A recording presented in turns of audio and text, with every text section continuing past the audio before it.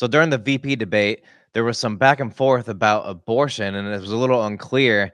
Was JD Vance wrong about Tim Walz's abortion law? Let's see what they said. A lot of people who should still be alive, and I certainly wish that she was.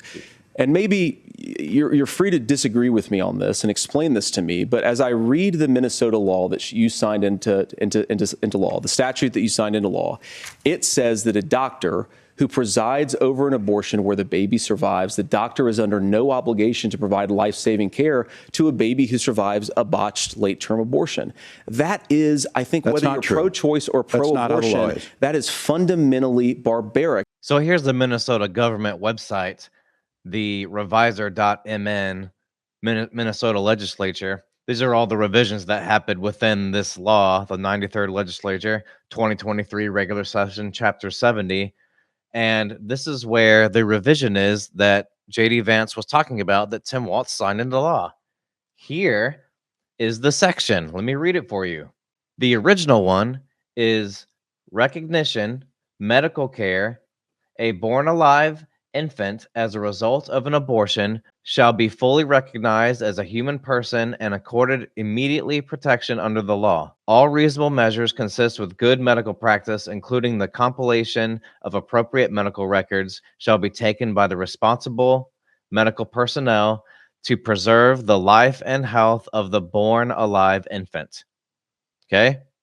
Now you can see where the revisions are because it's crossed out and the new stuff is underlined. So now it says recognition, care, an infant shall be fully recognized as a human person and accorded immediate protection under the law, all reasonable measures consistent with good medical practice, including the compilation of appropriate medical records, shall be taken by the responsible medical personnel to care for the infant who is born alive.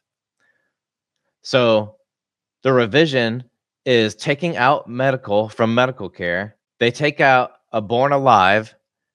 They pretty much take out the infant was born as the result of an abortion. So they take all that out and they just say an infant shall be recognized as a human. An infant who was born alive shall be recognized as a human. That's what they put in there. They took out the abortion part.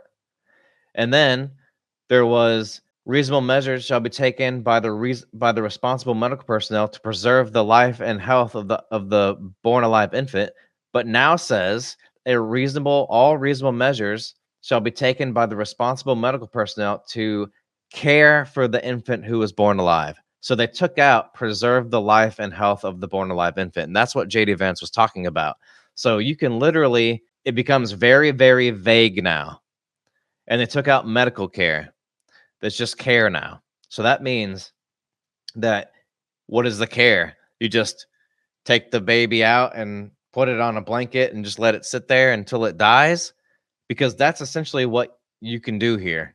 They took out preserve the life and health of the born alive infant. And they took out the result of an abortion. So now it's just an infant is someone who is born alive. So let's listen to what JD Vance says again. Statute that you signed into law, it says that a doctor who presides over an abortion where the baby survives, the doctor is under no obligation to provide life-saving care to a baby who survives a botched late-term abortion. That is, I think, whether you're pro-choice or pro-abortion. Okay, so is JD Vance wrong? Seems like Tim Walz is trying to mislead everyone here about this. And I mean, this is straight from the Minnesota.gov, revisor.mn.gov. This is Minnesota law right here. It says it. It's super vague. I mean, they took it out. The doctor is not obligated to make sure that the baby stays alive. They took all that out. So, I mean, I don't know. It's pretty crazy, but doesn't seem like JD Vance told any stories there. Seems like Tim Walz lied on that one.